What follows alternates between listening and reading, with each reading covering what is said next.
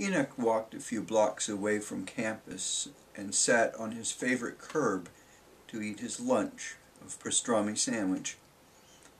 He preferred crunchy peanut butter sandwiches, but always forgot that when he passed the deli. No matter. When he was finished, Enoch wadded up his paper sack and lobbed it at the nearest trash can, missed, and started walking back to the college. He had always loved outer space, but more recently Enoch had become interested in words.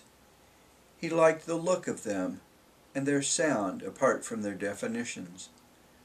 One of his favorite pastimes was picking up a magazine, pretending he didn't know any of the words, testing out how they felt on his tongue.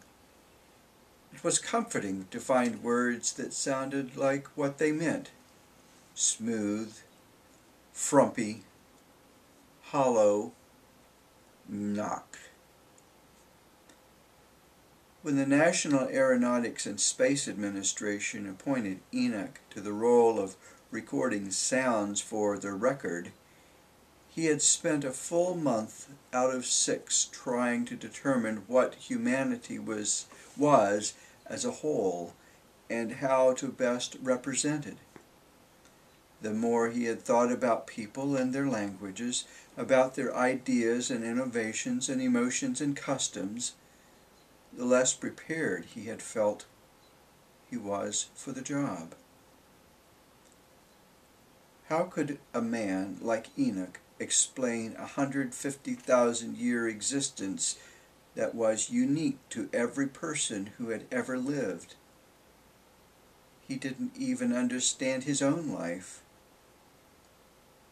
But maybe humanity wasn't supposed to be explained as much as described. As he immersed himself in others' lives, Enoch had begun to see the record as his love note to the earthlings, as well as to the person he wished he could be. He had chosen each song like an anonymous Valentine. Though his favorites were the Australians' didgeridoos and the Scots' bagpipes, he had chosen as many different types of music as possible.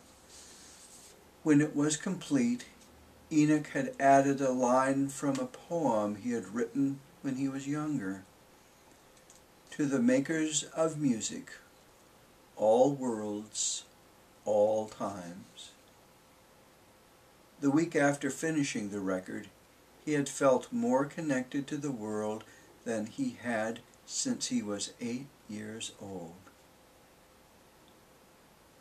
Enoch had convinced himself that the higher-ups on the board wouldn't inspect the records close enough to notice his addition, but that had been wishful thinking.